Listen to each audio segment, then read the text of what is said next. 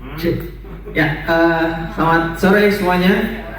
Oke, ya jadi kita langsung mulai saja ya. Hari ini kita session ketiga.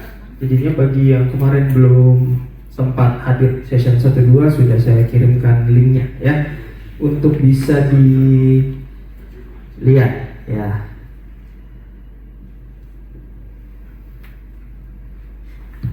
Ya. Oke, sedikit review kemarin session 2 kita sudah bahas. Kemarin ada Mas Noel sama Mbak Rahma ya. Kemarin session 2 kita sudah bahas mengenai learning behavior ya. Yang ada apa saja itu Mas Noel? Kalau masih ingat? Masih, nggak ingat sudah. Learning behavior ada 5. Pertama ada self-esteem. Oke. Learner behavior. Fokus on learner behavior. Oke. Listening, reinforcement, dan goals. Oke, terus ada sensory preferences. Ada 3 sensory preferences. Kemarin kita sempat self assessment, jadinya ada 3 ya sensory preferences. Ada visual, auditory, dan kinesthetic.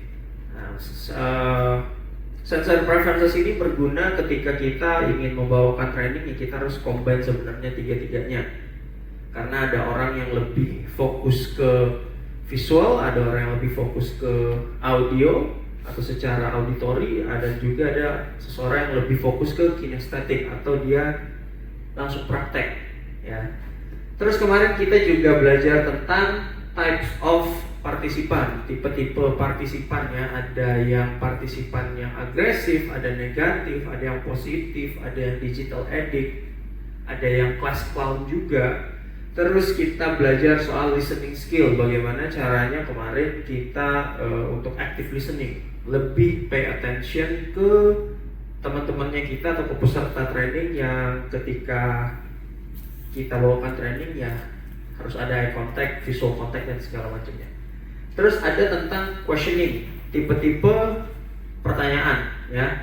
Jadinya ada closed question, ada open question, ada probing question, ada apa lagi masalah? Ada close, open, Direct question, hypothetical question. Oke, dan juga kita belajar stage in learning. Bagaimana ketika kita ingin membuat training itu ada training needs analysis, terus kita develop training plan-nya, terus kita develop material trainingnya sampai kita conduct training dan kita supervisi lagi setelah kita melakukan training. Oke, session ketiga hari ini sebenarnya kita akan membahas sedikit saja mengenai step learning process, terus leading learning session, learning method, sama training needs analysis juga kita akan bahas sedikit ya. Oke, langsung saja masuk ke session yang ketiga. Ya, kita awali dulu dengan step in training process atau step in learning process. Di sini kita kenal yang namanya pedal, ya. Apa itu pedal? Jadinya di dalam step in learning process kita kenal ada yang namanya prepare atau preparation. Kita harus bersiap-siap. Jadinya kalau yang ingat kemarin di session pertama di situ dibilang ada effective trainer itu apa sih? Yang harus ada preparationnya, ya. Preparationnya entah itu kita prepare diri kita sendiri atau kita tahu preparation untuk peserta trainingnya kita. Yang kedua ada explain, lalu ada demonstrate, ada allow, try out, dan juga ada launch, follow up. Nah, jadinya maksudnya ini apa? Jadi kita akan bahas satu persatu. Kita akan mulai dari prepare dulu. Bagaimana kita memprepare dirinya kita ketika ingin membawakan training. Terus kita mengexplain atau menjelaskan materi training. Kita mendemonstrasikan. Kita membuat peserta training itu mencoba. Dan juga ada follow up dari training tersebut. Ya. Yang pertama kita bahas dulu mengenai prepare. Di prepare ini terbagi atas 2, jadinya ada personal preparation sama getting know your learner. Nah, maksudnya apa? Maksudnya personal preparation adalah ya dirinya kita sendiri. Bagaimana sih caranya kita nanti ketika ingin bawakan training? Personal preparation itu ya secara general atau secara gampangnya adalah dirinya kita materinya kita, apakah kita harus ada ritual-ritual khususnya dulu ya. Biasanya beberapa orang ada ritual khususnya ketika ingin berdiri di depan umum untuk menjelaskan sesuatu ya. Mungkin ada teman-teman ritual khususnya sebelum mulai bekerja? Mandi. Ya, ya betul. Mandi ya, salah satunya adalah mandi. Betul, nggak salah ya, mandi bisa. Terus apa lagi? Ngopi. Ngopi, benar ya, mandi, ngopi, berdoa ya. Iya. Kalau saya pribadi ya, saya jujur ngopi sama nge-review lagi beberapa slide yang saya mungkin kurang pemahamannya di situ, saya review ulang ataupun ya berusaha menenangkan diri saja. Ya preparation orang itu masing-masing orang itu berbeda-beda sebenarnya. Ya, ada yang dia harus 1 jam sebelumnya dia harus yang ngopi dulu, ada 2 jam sebelumnya dia harus pergi mandi dulu ya, atau membersihin diri, buang sial mungkin ya. Ya mungkin aja kayak gitu.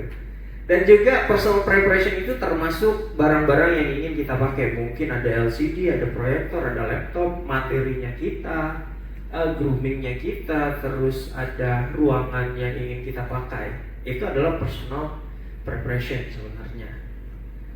Dan juga yang kedua ada getting know your learner. Getting know your learner ini lebih ke kita harus tahu dulu peserta yang ikut siapa aja. Makanya kalau misalkan saya buat announcement untuk training, biasanya saya bilangnya partisipan, all participant atau all department atau departemen mana yang terkhususkan, supaya kita ngerti dulu trainernya kita, peserta trainingnya kita ini gimana sih caranya ya. Karena kemarin kita udah sempat membahas ya beberapa orang yang termasuk auditory, visual sama kinestetik. Ya, kita harus pahami dulu orang-orang yang datang ini kayak gimana sih ciri-cirinya ya. Saya rasa kalau yang sudah setahun lebih bekerja di sini udah ngerti lah ya beberapa karakteristik dari teman-teman. Nah, yang menjadi kendala adalah yang menjadi susah untuk mengenal partisipannya kita sebenarnya. Kita nggak bisa nyebarin kuesioner satu persatu ke orang untuk lihat, oh ini orangnya ini top aktif, ini orangnya ini positif, ada orangnya juga yang negatif. Itu yang susahnya di situ. Nah, kita bisa tahu getting know your learner ini maybe ya secara general saja ya. Contohnya, sambil contoh, kalau misalkan tim kitchen ya, tim kitchen itu orang-orangnya pasti kalau misalkan lagi suka bercanda. Misalkan kalau misalkan ada event, sometimes akan datangnya telat, jadinya kita maklumi ya, emang iya kan benar kan misalkan ada event ya, jadinya agak susah untuk ya kita mentoleransi lah ya. Terus juga mungkin sales marketing, kalau misalkan datang training, sometimes harus ketemu dengan PIC dulu, tamu dulu ya. Jadi kita harus sudah tahu dulu karakteristik dari orang-orangnya. Nah, akan lebih mudah sebenarnya kalau misalkan kita buat training di departemen masing-masing. Karena apa ya, kita udah saling kenal. Nah, yang susah adalah ya kalau HRD buat training, karena trainingnya untuk keseluruhan semua, jadinya susah untuk membaca karakternya. Oh, departemen ini kayak gini, departemen ini kayak gini ya. Jadinya akan lebih mudah kalau misalkan memang per departemen yang menjalankan trainingnya ya. Jadi kalau soal preparation, ada personal preparation itu untuk diri kita sendiri, dan juga ada getting know your learner, atau kita harus ngerti juga gimana sih si partisipannya atau pesertanya yang akan ikut ya. Oke, saya punya study case ya. Saya punya study case di sini, ada 2 study case. Mungkin bisa dibagi 2.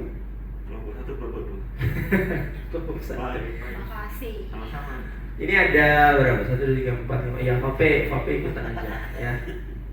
Jadinya ini masih berbicara tentang preparation ya, tentang preparation. Jadinya kelompok 1, kelompok 2 mungkin ada yang menemani Mbak Rahma nih, favorit temennya Mbak Rahma sama ya Mas Dwi kalau mau menemani juga ya. Saya Supaya biasa independen kok, Oh. Pak. Bapak.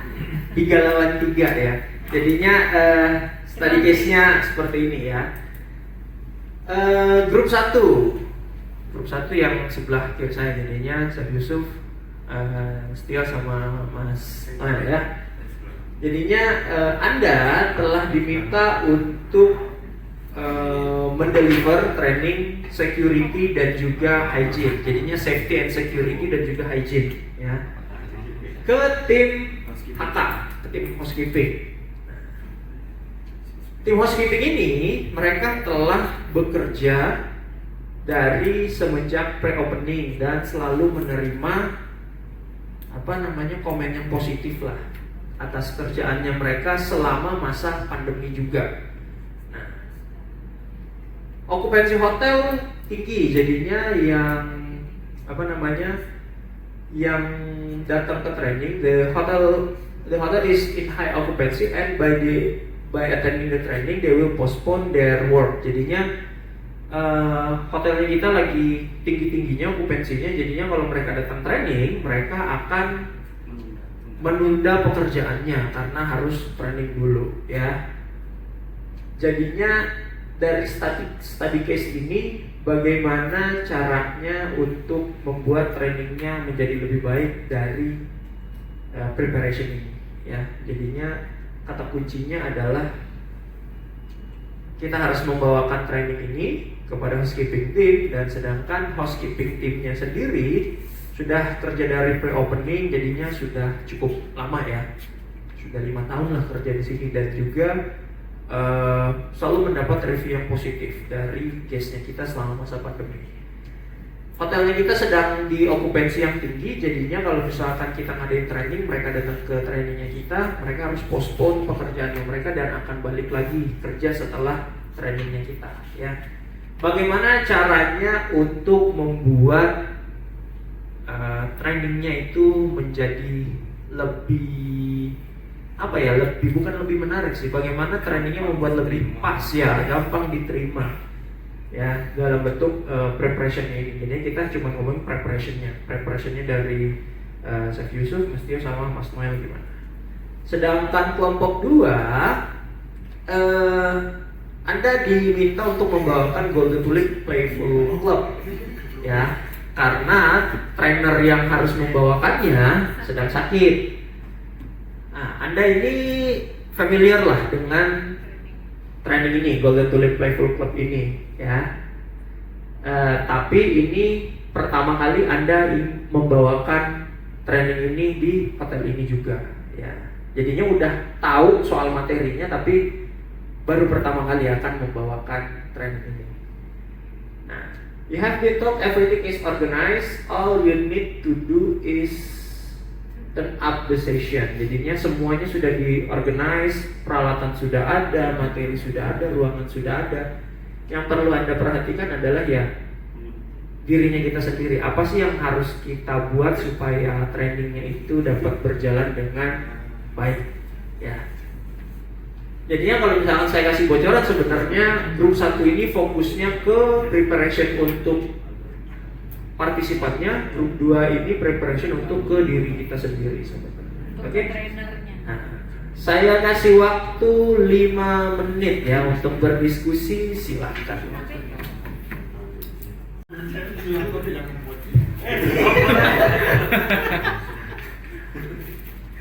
Oke, silakan. Oh ya udah, grup 2 ya. Gimana untuk preparationnya dengan study case di grup 2? Oke, selamat siang. Selamat siang. Kalau dari grup 2 ada Mas Pape, ada Pak Dwi. Jadi hasil dari diskusinya bagaimana agar training berjalan dengan baik, karena sebenarnya secara aktual semuanya sudah di-prepare. Oke. Bahan training juga sudah familiar dikuasai oleh orang tersebut yang ditunjuk. Ini sudah preparation lah Pak ya. Nah, kalau dari hasil discuss, yang poin pertama mereview bahan training 1 jam sebelum. Oke. Poin kedua, datang 1 jam sebelum training berlangsung untuk merasakan euforia venue training. Oke. Itu biasanya untuk orang yang agak nervousan ya, kayak saya sebenarnya.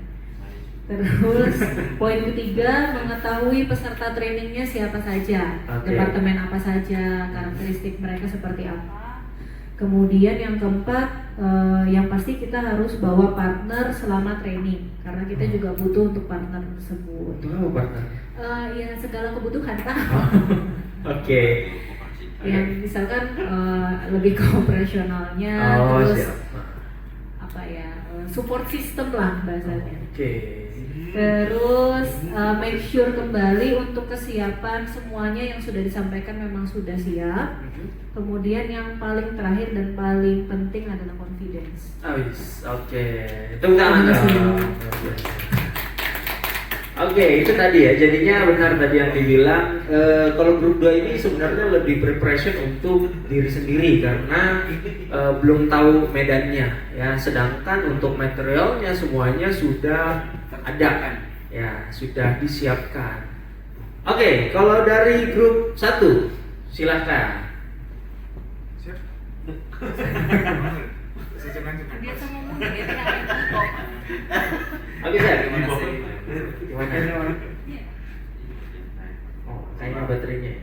Cek. Oh, langsung aja, Sir. Ya, aku Mas nyari cek. Oh, biasa pegang mic. Maksudnya habis mic-nya, mic-nya. Oke, terima kasih atas kesempatan yang telah diberikan.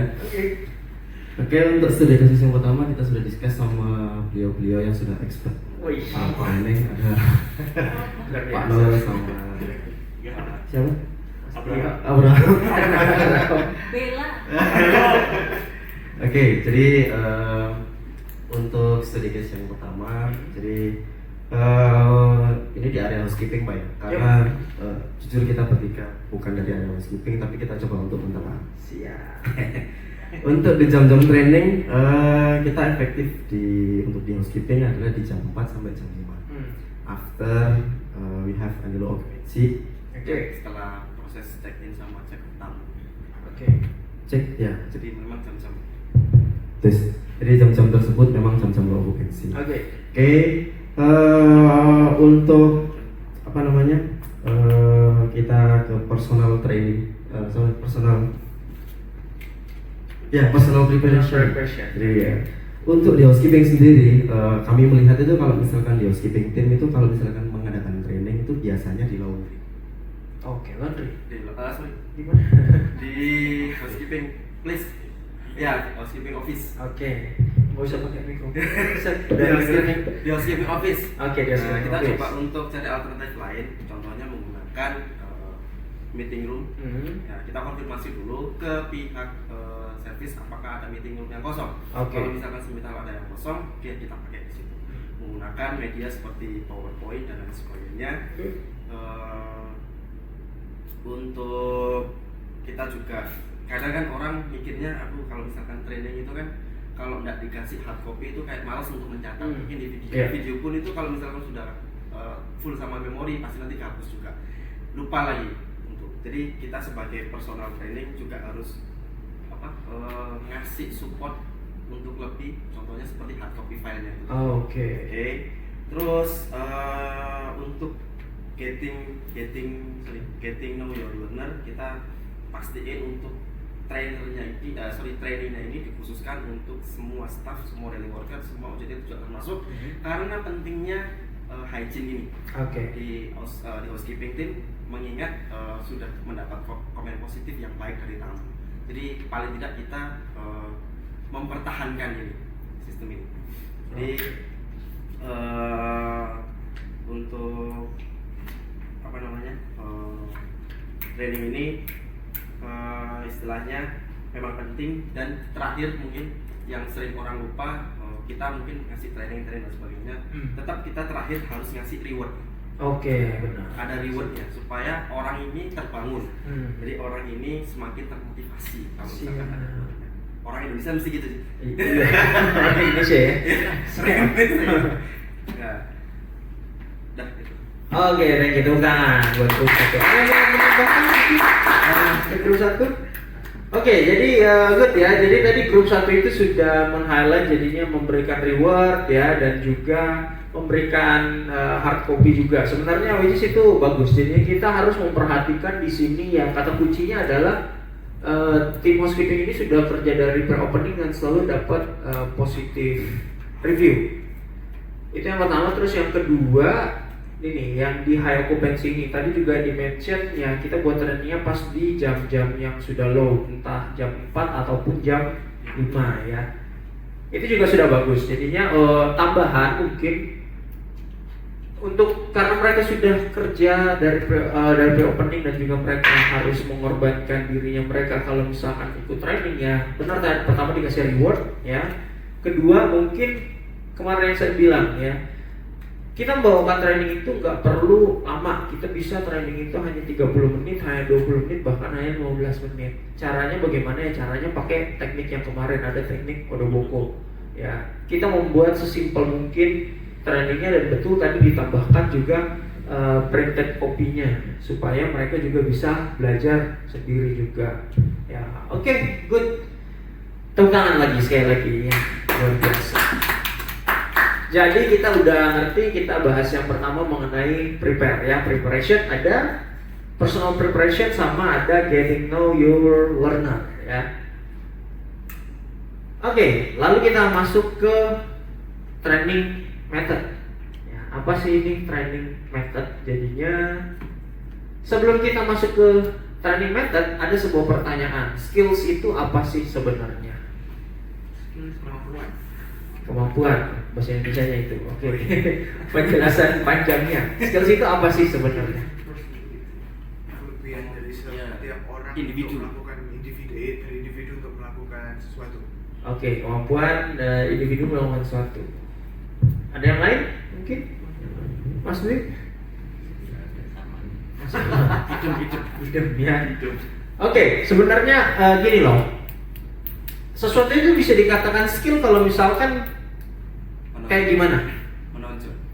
Apa yang menonjol? Punya kemampuan dasar. Punya kemampuan dasar, oke, boleh. Apalagi menonjol, apa yang menonjol? Yang berbeda dari yang lain. Berbeda dari yang lain, oke. Nah, sebenarnya skills itu bisa dikatakan skills ketika sebenarnya mempunyai 3 komponen. Percaya atau enggak? Jadinya skills itu terbagi ini ya, kurang kelihatan ya hijaunya. Skills itu terbagi kalau misalkan 3 komponen telah terpenuhi. Yang pertama, knowledge. Seseorang harus punya knowledge dulu atau pengetahuan dulu ya. Orang ada yang kayak gini. Contohnya orang masak ya. Dia tahu secara teorinya, oh potongannya dice, potongannya julienne, ataupun bumbu merah, bumbu kuning itu adalah campuran dari ini dan ini. Mereka tahu teorinya, tapi hanya sekedar knowledge. Tapi kalau mereka nggak bisa masaknya atau nggak bisa motongnya, apakah itu disebut skill? Belum kan? Oke, itu yang pertama, knowledge. Yang kedua, ada yang namanya know-how atau hard skill. Ini ketika udah punya knowledge dan juga bisa mempraktekkan ya. Bisa mempraktekkan dan juga jadi gitu loh. Dalam artian gini, sepupu saya dulu pernah bilang, saya ini suka bongkar pasang barang elektronik ya. Jadinya ala-ala anak elektro gitu. Dibongkar bisa, masangnya lagi nggak nyala ininya barangnya ya. Ada yang kayak gitu. Nah, yang ketiga adalah soft skill. Soft skill itu apa? Soft skill itu the way kita tersenyum, the way kita polite dengan tamunya kita. Dan kalau misalkan kita berbicara soal industri perhotelan, ya soft skill ini juga diperlukan. Bagaimana cara kita berkomunikasi sama tamu, bagaimana caranya supaya kita bisa bekerja sama dalam tim, itu semua termasuk di soft skill. Ketika kita sudah mempunyai 3 komponen ini, inilah yang disebut dengan skill ya. Kalau misalkan cuma punya knowledge saja, jangan bilang punya skill ya.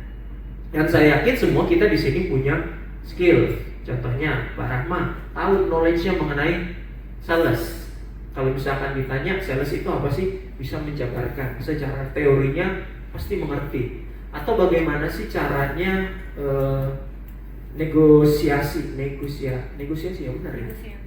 Ya, negotiate lah, bahasa Inggris aja ya, supaya keren dikit ya. Oke, bagaimana caranya untuk negotiate? Tahu teorinya, nah pasti juga tahu caranya. Bagaimana sih untuk bisa deal dengan tamu atau dengan PIC, begitu pula dengan tim FO. Tahu teorinya proses check in check out, dan juga pasti tahu caranya melakukan hal tersebut. Dan juga kita semua dilengkapi sama soft skill. Gak mungkin Mbak Rahma ketemu sama tamu jutek, gak mungkin Mas Tio lagi di counter depan terus matanya cuman ke komputer, ada tamu datang bilangnya check in Pak. Iyalah check in ya, udah nyampe jauh-jauh sini masa gak check in gitu ya. Pasti ada senyum dan juga menyapa dan yang lain-lainnya. Semua di semua departemen ya. Kalau kita berbicara soal yang namanya skill, jadinya ada knowledge, ada hard skill, dan juga ada soft skill. Nah, terus apa hubungannya dengan training method? Apa hubungannya dengan metode membawakan training? Ya, kita balik lagi ke ini tadi. Kita sudah bahas prepare, sekarang kita langsung akan bahas keempat-empatnya, yaitu ada explain, demonstrate, allow try out, dan juga ada launch follow up. Nah, keempat ini semua tergabung di dalam training method atau learning method. Yang pertama, tadi yang berbicara soal skill, ada yang namanya knowledge ya. Knowledge itu training methodnya seperti apa kira-kira ketika kita ingin memberikan training ke seseorang tentang knowledge ya.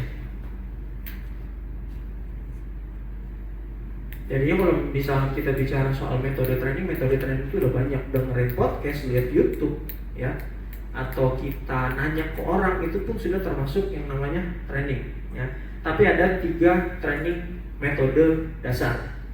Yang pertama, kalau tadi kita berbicara soal knowledge, wawasan ya, soal teori.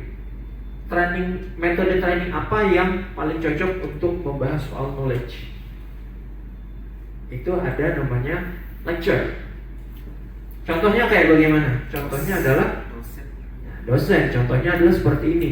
Teman-teman duduk, saya menjelaskan. Ini adalah training knowledge untuk mengasah pengetahuan secara teori. Nah, ini kalau training knowledge ini lebih banyak memang yang biasa ditrainingkan sama setiap departemen ataupun di back office biasanya, ataupun di HRD banyak melakukan training knowledge ini. Yang kita sebut metode trainingnya sebagai metode lecture ya.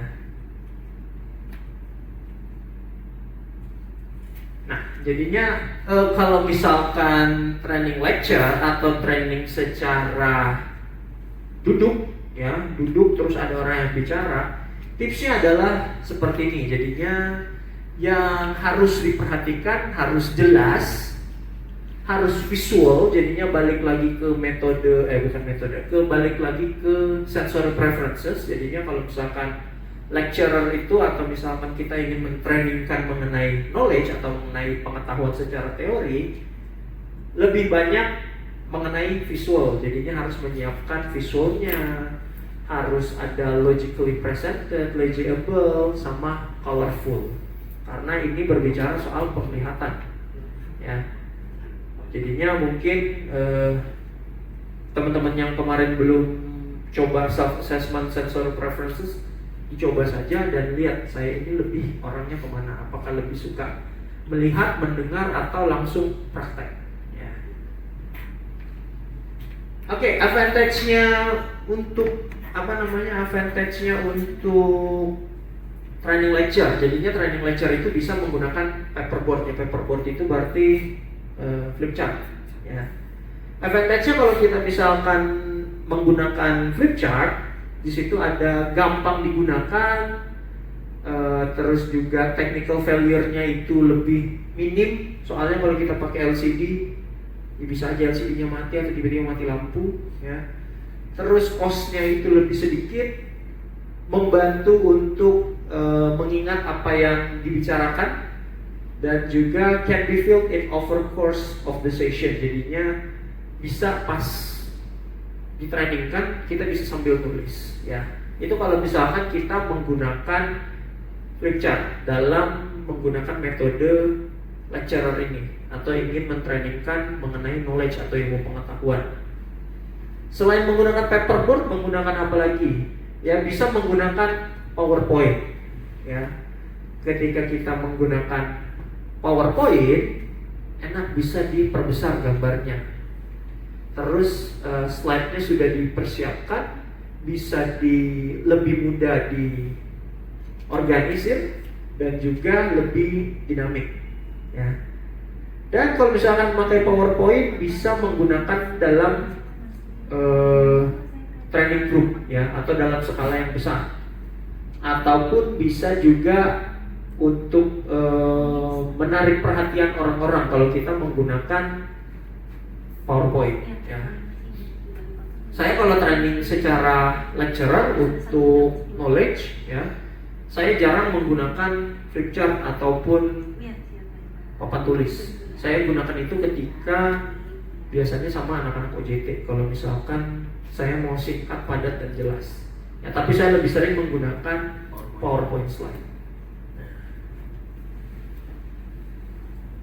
Selain itu apa lagi? Ya, selain itu kalau misalkan contohnya seperti kasus yang tadi, kita punya waktu yang terbatas, ataupun di FO ataupun di housekeeping atau di departemen manapun memiliki waktu yang terbatas dan gak bisa training di ruangan seperti ini, kita bisa menggunakan dokumen, ya, jadinya hard copy printed. Nah, itu adalah merupakan metode lecturer juga. Jadinya bisa menggunakan papan tulis atau flip chart, bisa menggunakan PowerPoint, dan bisa menggunakan printed materials atau printed copies-nya, ya. Nah, itu tadi kita metode training lecture untuk mengasah knowledge atau pengetahuan, ya. Yang kedua, know-how atau hard skill. Kita menggunakan metode training within industry atau TWI, training within industry. Know-how atau hard skill ini cocoknya untuk departemen mana? Engineering dan kitchen, ya. Karena nggak mungkin cara membuat nasi goreng pakai PowerPoint, ya. Kita jarang di rumah. Bener ya, jangan dibangun ya. Atau cara memperbaiki barang-barang, ya pasti di workshop, nggak mungkin di dalam kelas seperti ini, nggak mungkin teorinya. Kecuali kalau misalkan anak baru yang baru mau belajar, ya mungkin secara teorinya. Tapi kalau misalkan departemen operasional seperti housekeeping, how to making bed, ya nggak bisa di dalam kelas dengan metode lecture tadi, karena ini bukan mengenai knowledge. Bisa training lecture-nya bisa, tapi itu harus dibarengi dengan training within industry. Karena kalau kita cuma misalkan, ya, Chef Yusuf ingin mengajarkan anak-anak OJT, ya oke, hari ini kita akan mengajarkan kalian cara membuat nasi goreng, ya, nasi goreng aja yang simple, ya. Bisa pakai metode lecture, bahan-bahannya disediain, jadi membuat nasi goreng seperti ini, gambarnya diperlihatkan, tapi harus ditimpali dengan training within industry ini. Kenapa ya membuat nasi goreng? Ya harus dirasain, ya. Karena training within industry ini lebih ke kinestetik. Kinestetik itu kita harus mempraktekkan, kita harus gerak, ya. Oke, jadi bedakan antara knowledge dan hard skill, ya, atau know-how. Nah, biasanya training-training seperti ini adalah training-training yang kalau misalkan dikasihkan ke HRD atau dikasihkan ke saya, topik trainingnya adalah how to make bla bla bla, atau how to fix bla bla bla, atau kalau di front office biasanya how to check in check out, ya. Itu pun ya secara praktikal, secara praktek. Jadinya kalau ada training yang pakai how depannya how to, nah ini sudah pasti training mengenai hard skill, bukan mengenai knowledge lagi. Nah, yang perlu diperhatikan adalah preparationnya sebenarnya ada formnya kayak gini, tapi saya nggak perlu menjelaskan ini ya, karena ribet kalau mau pakai ini. Kita yang simple aja. Jadinya ada 3 fase dalam training within industry ini, atau ada 3 fase ketika kita ingin mentrainingkan mengenai hard skill ya. Fase yang pertama adalah I say what I do, and I say what I do it. Simpelnya adalah I do, I say, I explain. Contohnya kita ke Chef Yusuf lagi, ini karena paling gampang Chef ya, karena paling mudah untuk mencontohkan. Misalnya oke, kita ingin membuat nasi goreng. Saya akan mempersiapkan nasinya akan saya masukkan ke dalam wok, atau ke mana wok ya, pakai wok ya. Ya pakai wok. Terus juga saya akan mencampur kecap, saya akan oseng-oseng selama sekian menit. Dan kenapa saya lakukan ini? Ini supaya rasanya lebih timbul lagi ya. Itu adalah I do, I say, I explain ya, fase yang pertama. Fase yang kedua adalah I do, you say what I do, and you say what I'm doing it. Dalam artian secara simpelnya I do, you say, you explain. Saya mengerjakan, Anda yang berbicara dan Anda yang menjelaskan. Jadinya contohnya, oke, kita masuk ke fase 2. Tadi sudah fase yang pertama. Oke, jadi ceritanya saya Chef Yusuf ya. Jadi anak-anak tadi saya harus mempersiapkan apa ya? Anak-anaknya menjawab, nasi chef. Nasinya digimanain? Nasinya harus masuk ke wok. Terus tambah apa lagi? Garam, merica, condiment yang lain ya. Jadinya kita yang masih mempraktekkan, tapi pesertanya yang menerangkan dan pesertanya yang ngomong. Lalu ada fase yang ketiga. Fase yang ketiga apa? Ada yang tahu? You do, you say, you explain. Iya, betul sekali. Fase yang ketiga adalah you do, you say, you explain. Jadinya ada 3 fase. Fase yang pertama kita yang sibuk. Fase kedua kita masih sibuk, tapi yang ngejelasin adalah peserta trainingnya. Fase yang ketiga adalah si peserta trainingnya yang harus melakukan sendiri. Tapi biasanya di lapangan hanya sampai di fase yang kedua, which is nggak apa-apa, karena kalau mau sampai fase yang ketiga habis semua berasnya di dapur ya. Pesertanya ada, let's say pesertanya ada 10, berarti harus buat 10 nasi goreng, kan nggak mungkin ya, dengan kondimen yang sama ya, costnya akan tinggi. Jadinya sampai biasanya training within industry ini atau mengenai hard skill ini ya hanya sampai di fase yang kedua. Kecuali karena apa? Karena kalau training kayak gini makan waktu yang lama. Sama saja kalau misalkan di housekeeping bilangnya oke, kita training making bed ya, 20 orang disuruh making bed, ya habis waktunya, bisa sampai 4 jam mungkin ya, satu orang mungkin berapa menit, belum lagi fase ininya ya. Fase pertamanya dijelas, yang kita udah lakuin sendiri udah makan waktu 10 menit. Fase yang kedua udah makan waktu 10 menit.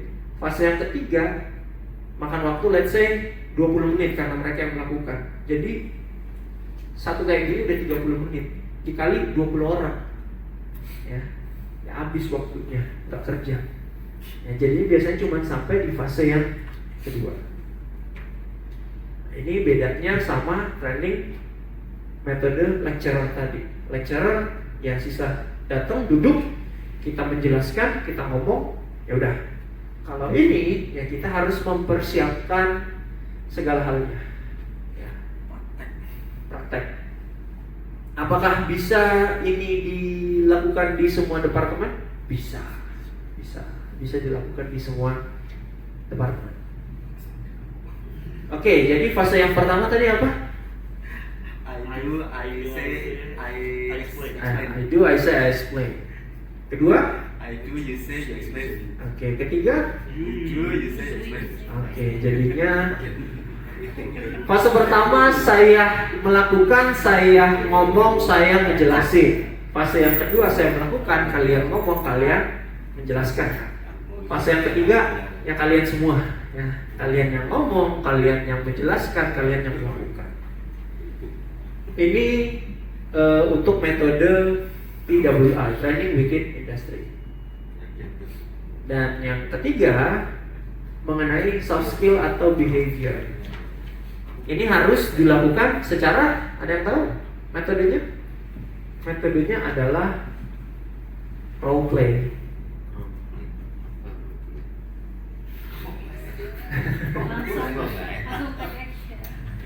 Role play itu bedanya sama praktek tadi, training within industry tadi apa? Kalau role play ala-ala, jadinya kita sebagai kita drama ya, membuat drama. Ini biasanya dilakukan sama tim front office. Bagaimana kalau misalkan tamu komplain? Biasanya tamu komplain atau check in check out atau angkat telepon ya. Ini training role play. Nah, jadi soft skill itu termasuk ya the way kita ngomong, caranya kita berkomunikasi, senyum, sopan, ya, attitude. Nah ini semua adalah training soft skill dengan metode role play, ya, bermain peran. Ya, role play, jangan role play yang lain ya, role play di tempat kerja ya.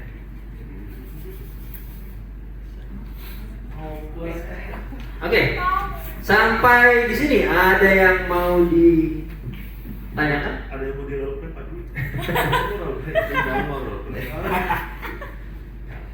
Engineering bisa ini nggak role play nggak? Dramatisasi. Bisa nggak role play? Cara menurunkan gender. Bisa. Role playnya engineering itu misalkan kalau ada kamar yang ingin di maintenance atau ada kamar yang ingin diperbaiki dan ada tamunya di dalam, ya kan? Jadinya harus role play, ada yang jadi tamu, ada yang memang bertugas untuk menjadi engineeringnya. Ya, saya mesti jadi. Hasilnya kurang dingin. Karena gini, kalau di properti saya yang sebelumnya ada kejadian di mana tamu komplain soal kamarnya, engineeringnya naik, engineeringnya dibilang nggak sopan, tuh nggak apa jutek lah intinya, nggak ada senyum, nggak ada sapa, ya. Kalau dari engineer sebenarnya lebih ke apa ya? Attitude yang buruk. Iya. Beda Ini ya, soalnya terus terang orangnya kan kasar. Ya jarang banget kalau kayak kita butuh training itu yang kayak guys komplain itu cara menangnya gimana, cara belajar. Karena biasanya engineering tuh nggak tahu, engineering sama anak-anak housekeeping yang baru yang masih junior itu kalau ketemu tamu di koridor itu langsung jadi bunglon gitu. Iya, pura-pura nggak kelihatan gitu. Atau enggak kalau ada pantry langsung ngumpet di pantry dulu sampai tamunya lewat. Ya karena nggak tahu kenapa, karena takut aja ada tamu berpapasan kan gampang sisa. Selamat pagi Bapak Ibu, selamat siang Bapak Ibu. Kan sih gitu. Iya, tapi kebanyakan dari pengalaman adalah seperti itu ya, langsung ngumpet aja di pantry atau caranya lagi nervousnya. Iya, canggung. Iya. Jarang. nanti kita training sama Pak Haidur ya. Pak, maksudnya Pak Hai yang bawa materi tentang attitude itu gitu loh, kan udah senior. Oh, training startup dulu. Orang-orang Iya, kalau temen engine itu kan banyak kan trainingnya ke lebih ke teknik. Iya, teknikal kan, kalau misalnya engineering memang teknikal. Nah, engineering kayak kitchen itu lebih ke training within industry tentang hard skill-nya. Lecturer-nya ada tapi mungkin sedikit langsung secara ngomong aja kalau misalkan untuk training lecturer-nya atau training secara teorinya. Ya. Oke, ada yang mau ditanyakan soal metode training ini? Jadi kita punya 3 metode training ya. Ada lecturer untuk knowledge, training within industry untuk know-how atau hard skill, sama role play untuk soft skill ataupun untuk behavior ya. Oke, kita lanjut. Nah, ini dia leading learning session ini mesti udah tahu nih, soalnya kemarin saya bawakan ini pas sebelum untuk best employee ya. Lupa. Udah lupa ya. Jadi training session itu terbagi atas 3 ya. Ada pembukaan, ada isi, ada penutup ya, terbagi atas 3. Yang pertama kita bilangnya start the session. Kita pembukaan dulu. Bagaimana caranya kita melakukan pembukaan. Di sini ada kita kenal dengan intro. Apa itu intro? Jadinya ketika kita ingin membuka training harus ada intronya. I-nya adalah interest atau WIFM, what's in it for me. Nah, ketika kita membuka training session, kita harus ada yang membuat si peserta training itu merasa tertarik akan trainingnya kita. Jadinya disebutnya interest. Caranya bagaimana? Caranya dengan macam-macam sih. Saya menyebutnya tekniknya adalah teknik boom. Ya, boom itu adalah memberikan sesuatu kayak gebrakan atau saya ambil contoh. Di properti saya yang sebelumnya saya membuat training mengenai sense of belonging. Ya, caranya saya waktu membangun interestnya mereka adalah saya bilang oke, sebelum kita mulai trainingnya coba berdiri dulu dan bagi stretching 4 kelompok, bukan cuma stretching. Saya bilang bagi 4 kelompok coba. Oke, sudah bagi 4 kelompok, saya kasih waktu 10 menit kalian kelilingi hotel ini dan catat apa yang termasuk kurangnya sense of belonging di hotelnya kita. Mereka keliling, terus catat sampah, peralatan engineering ada di public area nggak diurusin contohnya ya. Terus kurang senyum ke tamu, itu semua dicatat sama mereka. Jadinya mereka tuh merasa lebih interest. Atau kalau mudahnya adalah ya silahkan buat game kalau ingin buat game, atau biasanya saya buat kuis juga sebagai pendengar ada yang kedinginannya. Iya, ini banget. Terus dari gambar ya kemarin, nah dari video juga bisa. Kayaknya bagus ini training set sebelum. Ya nanti Buat semua. ya aku kalau misalkan lihat di grup ya kemarin ada apa Mas Dwi, ada apa yang buat kesumpet itu ya. Oh, Balut. pelanti. dia nggak menyalahkan dari apa ya, dari Pelanti. pihak wanita sih. Pihak wanita. Gimana sih? Ini Cuman kelanjut. kenapa kok harus dibuang ke sana? Iya. Itu sih. Curhat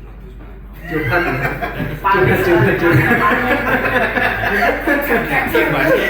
Jadi opininya HRD itu Mungkin buru-buru ya, buru-buru mungkin. Tapi kan ada tempat pembuangan khusus itu kan. Harusnya. Harusnya ada. Locker kan ada. Nggak tahu. Tapi gini loh, tapi saya di properti saya yang sebelumnya permasalahannya sama. Tersumbat karena maaf ya Mbak Rahma, karena kaum hawa. Iya. Nggak tahu, biasanya ini apa, kalau saya dulu kebanyakan anak OJT karena belum ada knowledge-nya kan, dibilang kan buang aja situ ya. Kebiasaan di rumah kayaknya mereka. Iya, kebiasaan. Oke.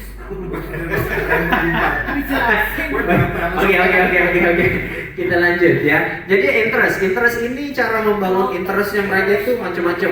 Kayak kemarin saya training service excellence juga sama teman-teman di Tulip. Interestnya saya bangunnya dengan cara memperlihatkan komen-komen negatif dari tamu. Ya, itu interest. Jadinya caranya bagaimana tergantung masing-masing sebenarnya, supaya membangun rasa penasarannya mereka akan trainingnya. Need ini kebutuhan training lebih ke rules and regulations selama training. Biasanya ada training trainer bilangnya oke, kalau yang mau angkat telepon bisa angkat tangan langsung keluar, atau handphonenya di silent, atau bahkan ada yang minta handphonenya dimatikan. Jadinya lebih ke rules-nya ya. Kalau needs ini lebih ke rules-nya. Lalu ada topik ya, topik tentu saja apa yang menjadi topiknya kita untuk dibicarakan, judul lah ya secara simpel. Terus ada range, selalu beritahukan kalau misalkan training ini waktunya sekian jam, 1 jam, 1,5 jam. Kenapa harus diberitahukan waktunya? Trainingnya kenapa harus diberitahukan waktunya? Supaya lebih tahu aja untuk yang trainer untuk apa namanya, dengan skala ini mungkin next bisa memanfaatkan waktunya. Oke, jadinya kenapa harus dikasih tahu range-nya atau waktunya? Karena pertama untuk self awareness, sebagai trainer kita harus ngerti kalau misalkan orang-orang yang datang training punya kerjaan lain. Jadinya kita harus menjanjikan, oke, waktunya 1 jam. Ketika kita bilang waktunya 1 jam, orang-orang di dalam pikirannya akan berpikir, oke, trainingnya cuma 1 jam, saya ikut training dulu, setelah itu akan lanjut kerja ini. Ya.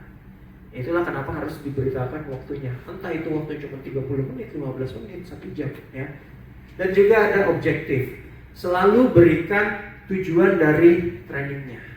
Ya. Jadinya kalau kita mau start the session, ingat intronya.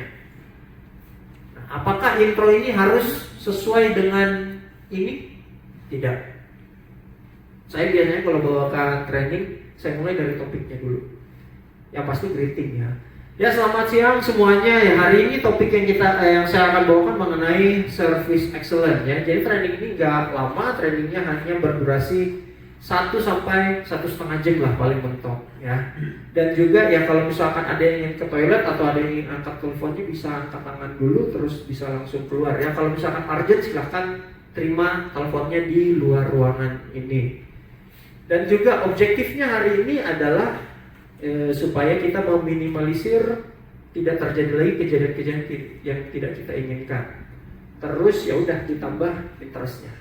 Di sini tadi saya ngomong sudah ada topiknya, sudah ada range-nya, sudah ada needs-nya, dan juga sisa interest-nya. Biasanya interest-nya itu saya berikan setelah bahas objektif, dan objektifnya itu biasa saya tulis juga di dalam slide. Ya. Jadinya jarang saya ucapkan secara lisan, tapi saya tulis di dalam slide. Itu mengenai start the session atau pembukaan training. Lalu ada develop the session atau isi dari training.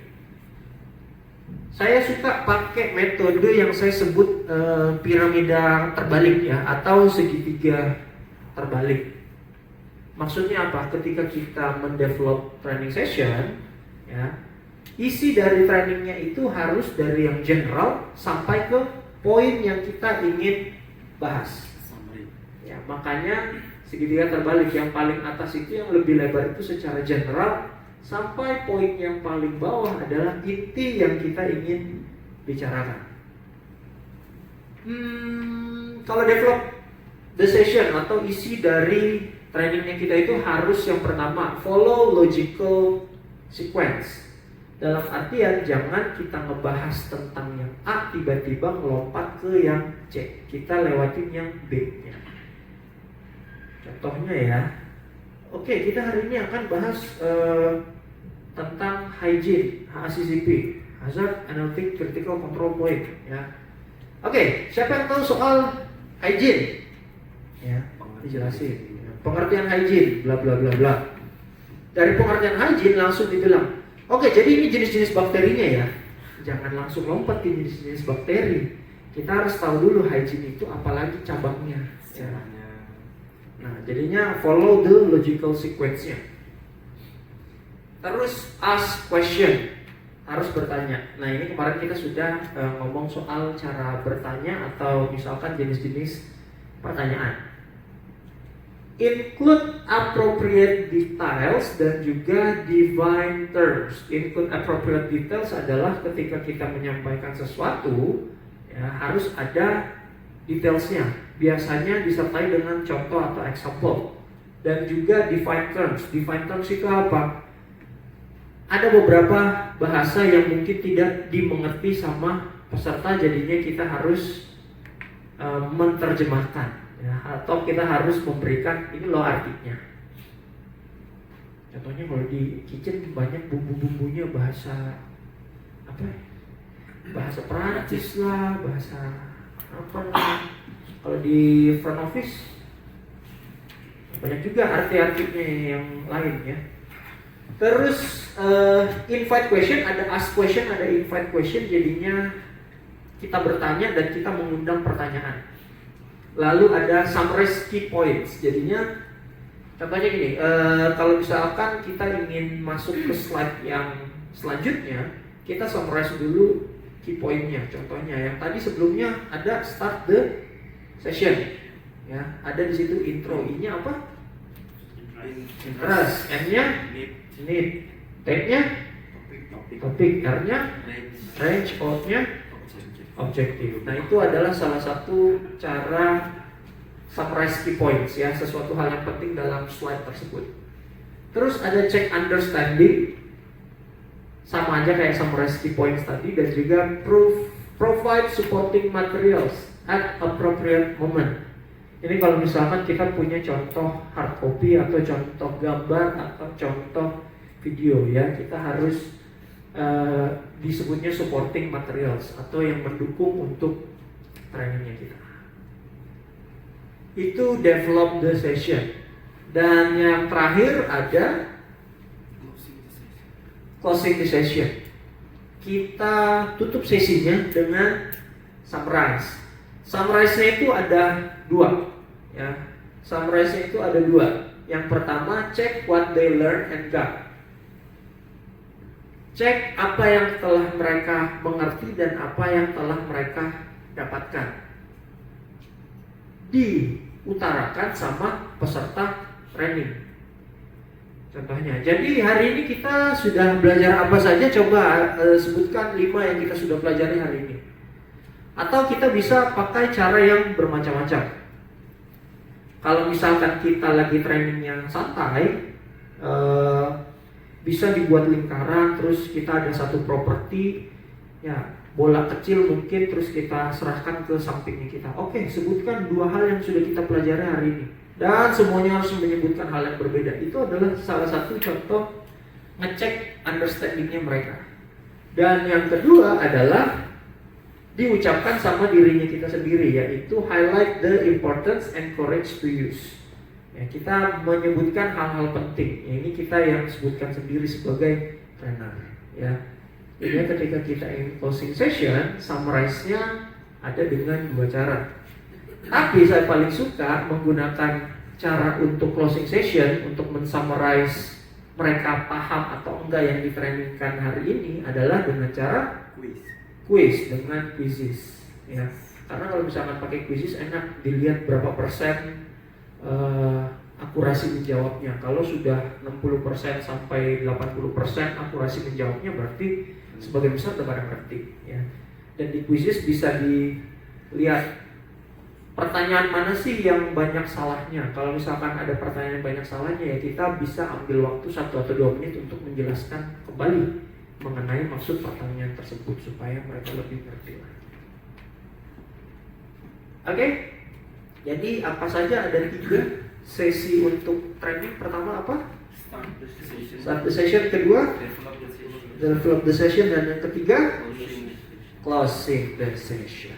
Oke. Oke, sampai di sini. Ada yang mau bertanya mungkin? Sebelum kita membahas TNA ya, Training Needs Analysis.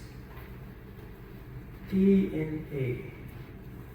Beberapa sudah pernah saya jelaskan ya ke Mas Di, sudah pernah saya jelaskan yang mengenai ini. Udah lama sih memang. Pas pertama saya masuk Mas Di ada kalau dari kitchen waktu itu ada Chef Sigit sama Chef Yo. Mas Noel juga pernah ada sama siapa waktu itu? Ya, Mas Erik ya.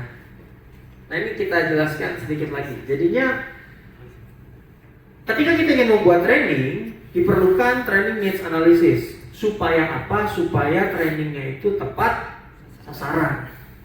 Contohnya, ya, saya membuat training service excellent karena adanya komentar-komentar yang buruk atau komentar-komentar yang negatif. Makanya saya membuat training service excellent. Saya pertama kali datang sini membuat training grooming karena apa? Karena diminta sama Bu GM groomingnya pada acak-acakan katanya nggak karu-karuan. Oke, jadinya supaya ada trainingnya itu tepat sasaran, ya. Jangan anak-anak di kitchen butuhnya training untuk membuat bumbu merah malah dikasih training bumbu kuning, misalkan, ya kan nggak nyambung. Jadinya ya inilah gunanya untuk kenapa kita harus ada training needs analysis. Jadinya kenapa training needs analysis important ya, tadi saya sudah jelaskan sedikit. Dan bisa analisisnya ini bisa didapat dari mana sih? Analisisnya itu bisa didapat dari observasi, ya. Observasi langsung di lapangan. Apa sih kendala-kendalanya ada di lapangan? Bisa dari case comment. Kalau saya lebih sering dari case comment biasanya. Dan juga talent coaching. Talent coaching ini ya heart to heart bicaranya, ya. 1 lawan 1 biasanya. Atau ketika sedang briefing, ya. Tapi kalau misalkan talent coaching ini biasanya pada sungkan untuk bilang kendalanya di lapangan apa yang dibutuhkan, ya. Pertama kali saya on board di sini, saya melakukan observation sama talent coaching dulu. Tapi talent coachingnya ini lebih ke HOD. Jadi saya ke Pak Haidori, saya ke Chef Agus, saya ke semua saya ke semua HOD. Sampai Bu GM juga saya datengin untuk nanya perihal apa sih kendalanya di sini. Kecuali Mimi, waktu itu saya belum datengin soalnya sibuk soalnya. Nggak pernah kelihatan di office-nya, jadinya Mimi waktu itu saya belum datengin, sampai sekarang saya belum datengin juga ya. Nanya. Ya, jadinya dari ketiga ini ya bisa didapat apa sih yang dibutuhkan oleh trainernya kita, apa yang kita ingin sampaikan, ya. Habis ini saya akan memperlihatkan training needs analysis yang sudah pernah dibuat, ya, sudah pernah teman-teman buat. Tio juga pernah nanyain saya secara pribadi mengenai DNA ini, jadinya supaya nggak miss, ya. Nah, kalau misalkan di sales apa kendalanya biasanya? Ya bisa diobservasi.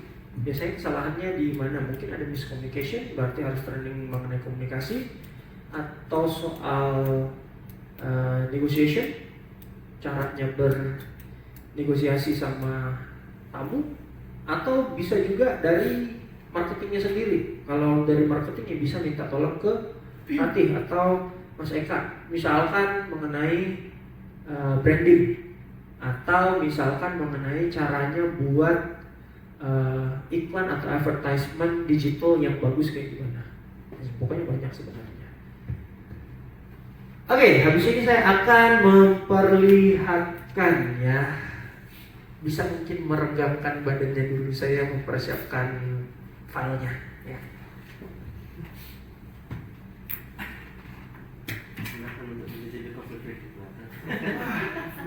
Maksudnya apa? Oh, Di belakang kayak sini aku. Asik. Sini kan.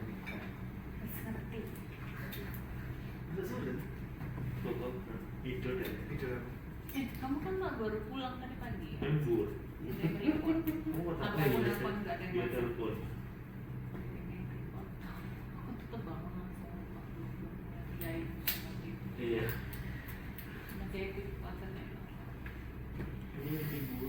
Mana sih?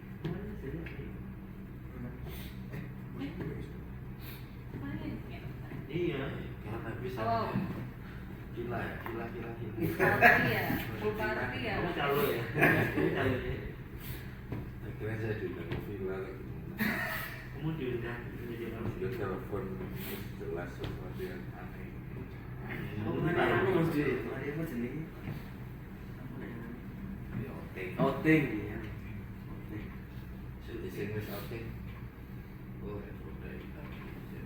Mana sih? Awal tadi. Outingnya coming soon ya. Aku outing baru trainer. Aku sih sudah Aku sih baru trainer. All of aja ini saya. Ayo. Jogja. Waduh Jogja mas. harus dimasukkan cuti. Outing start. Tapi itu Kan April Dari 2 Maret. Gaben April. Kan ulang tahun. Ya. Langsung berapa ya? 2019 tuh Maret Mas Wi. Maret. Yang ke pantai. Pantai. Itu kamu sama mas. 2019. Kan habis itu nggak ada sama. Yes. 2020 ada. Tapi nggak jadi. Terus Covid itu. Ada. Yang dipilih tiga Iya, tidak. Ada pengajuan. Ini tapi nggak. Sekarang Pengajuan aja sampai Taman pengajuan. Safari. Yang terakhir itu yang kita voting itu loh. Taman Safari. Hitam. Bromo Taman Safari. Bromo. Itu ada filenya itu. Ada. Voting kali itu kita yang menang apa Bromo kan? Iya. Tapi Nggak jadi.